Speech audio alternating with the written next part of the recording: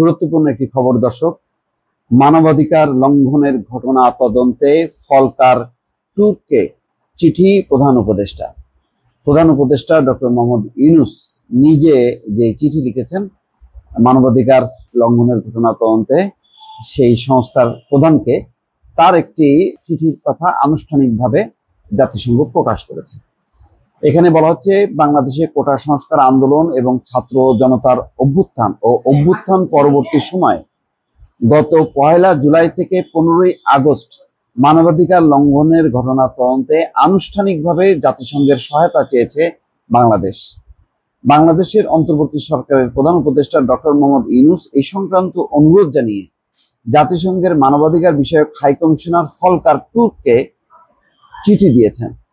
শুক্রবার সুইজারল্যান্ডের জেনেভা থেকে জাতিসংঘের মানবাধিকার বিষয়ক হাই কমিশনার মুখপাত্র রাভিনা সামদাসানি প্রচারিত সংবাদ ব্রিফিংয়ে এই তথ্য জানানো হয়। ব্রিফিংয়ে বলা হয়, বাংলাদেশে 1 জুলাই থেকে 15 আগস্ট পর্যন্ত মানবাধিকার লঙ্ঘনের ঘটনার একটি নিরপেক্ষ ও স্বাধীন তথ্যানুসন্ধানের বিষয়ে প্রধান উপদেষ্টা মোহাম্মদ ইউনূসের কাছ থেকে আনুষ্ঠানিকভাবে পত্র পেয়েছেন জাতিসংঘের মানবাধিকার বিষয়ক হাই কমিশনার ফলকার ট্যুর।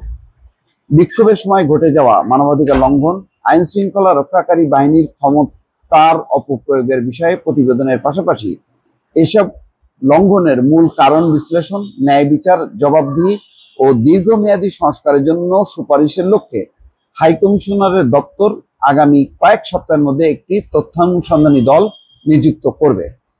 তথ্যানুসন্ধানী দলটি কাজের ক্ষেত্রে পূর্ণ সহযোগিতার বিষয়ে অন্তর্বর্তী সরকার ও আইন শৃঙ্খলা রক্ষাকারী বাহিনীর কাছ থেকে সর্বাত্মক সহযোগিতার আশ্বাস পেয়েছে।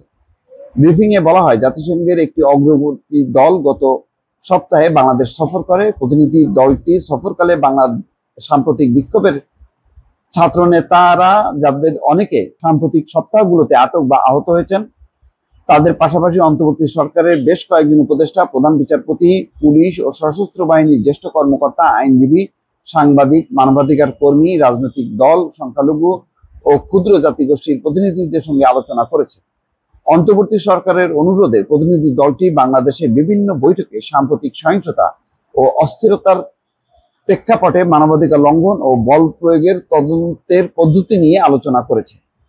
তারা নাগরিক পরিসর, সত্য ও ন্যায় বিচারের প্রয়োজনীয়তা, অভিঘাতের প্রশমন, ক্ষতিপূরণ, বিরোধ নিষ্পত্তির পাশাপাশি সংস্কারের প্রক্রিয়ায় মানবাধিকারের অন্যান্য পদ্ধতিগুলোর প্রয়োগ সহ বিস্তৃত ক্ষেত্রে জাতিসংঘের মানবাধিকার বিষয়ক হাই কমিশনারের দপ্তর টেকসই উপায়ে কিভাবে সহায়তা করতে পারে তা নিয়ে আলোচনা করেছে।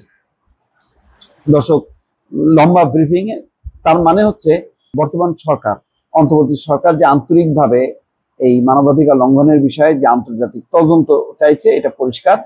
অর্থাৎ এই তদন্তের ফলে শেখ হাসিনা সরকার এবং তাদের দ্বারা সংগঠিত যে গণহত্যা, সেই গণহত্যার অনেক ঘটনাগুলো সামনে প্রকাশিত হবে। এবং যেহেতু জাতিসংঘ এই তদন্তে একদম সরাসরি যুক্ত থাকছে বা তাদের তত্ত্বাবধানে অনুষ্ঠিত হচ্ছে, ফলে এই তদন্ত নিয়ে রীতিমতো কোনো রকম বিতর্ক থাকবে না, বরং এর একটি আন্তর্জাতিক গ্রহণযোগ্যতা তৈরি হবে। আর এটি হচ্ছে বর্তমান অন্তর্বর্তী সরকারের প্রধান লক্ষ্য। তো দেখা যাক শেষ পর্যন্ত এটি কি হয়। কিন্তু ইতিমধ্যে যে জাতিসংঘের একটা তৎপরতা এই মানবাধিকার লঙ্ঘনের ঘটনাগুলো, সেটি পরিষ্কার, এবং এই ব্যাপারে সরকার খুব দৃঢ় প্রতিজ্ঞ যে তারা এই তদন্তে পূর্ণ সহযোগিতা করবে। দর্শক, ভালো থাকবেন। আল্লাহ হাফেজ।